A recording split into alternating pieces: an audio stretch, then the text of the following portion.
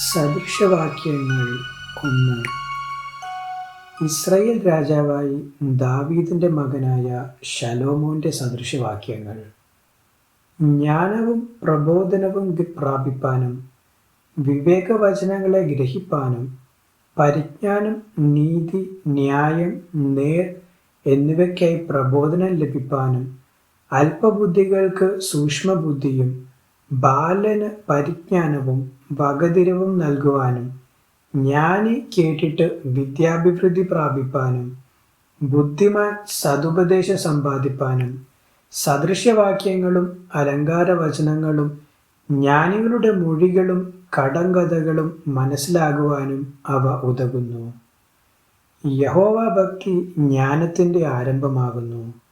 ഭോഷന്മാരോ ജ്ഞാനവും പ്രബോധനവും നിരസിക്കുന്നു.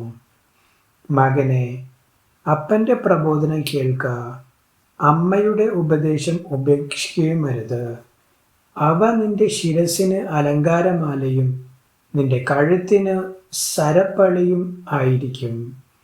മകനെ, പാപികൾ നിന്നെ വശീകരിച്ചാൽ വഴിപ്പെട്ടു പോകരുത്. ഞങ്ങളോടുകൂടി വരിക, നാം രക്തത്തിനായി പതിയിരിക്കുക. നിർദോഷിയെ കാരണം കൂടാതെ പിടിപ്പാൻ ഒളിച്ചിരിക്കുക. പാതാളം പോലെ അവരെ ജീവനോടെയും കുഴിയിൽ ഇറങ്ങുന്നവരെ പോലെ അവരെ സർവാംഗമായും വിഴുങ്ങിക്കളക. നമുക്ക് വിലയേറിയ സമ്പത്തൊക്കെയും കിട്ടും. നമ്മുടെ വീടുകളെ കൊള്ള കൊണ്ട് നിറയ്ക്കാം.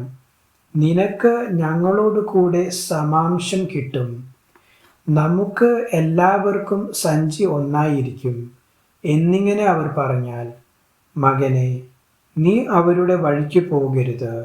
നിന്റെ കാൽ അവരുടെ പാതയിൽ വെക്കയുമരുത്. അവരുടെ കാൽ ദോഷം ചെയ്യുവാൻ ഓടുന്നു.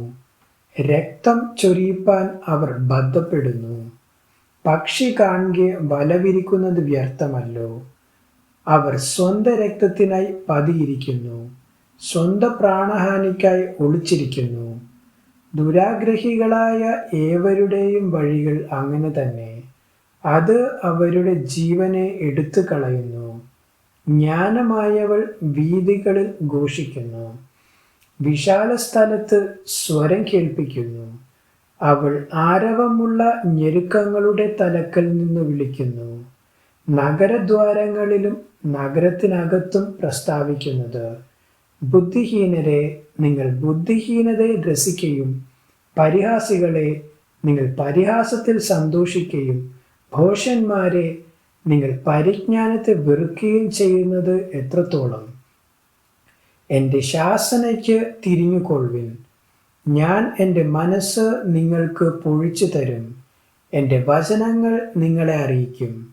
ഞാൻ വിളിച്ചിട്ട് നിങ്ങൾ ശ്രദ്ധിക്കാതെയും ഞാൻ കൈ നീട്ടിയിട്ട് ആരും കൂട്ടാക്കാതെയും നിങ്ങൾ എൻ്റെ ആലോചന ഒക്കെയും ത്യജിച്ച് കളയുകയും എൻ്റെ ശാസനയെ ഒട്ടും അനുസരിക്കാതിരിക്കുകയും ചെയ്തതുകൊണ്ട് ഞാനും നിങ്ങളുടെ അനർത്ഥ ദിവസത്തിൽ ചിരിക്കും.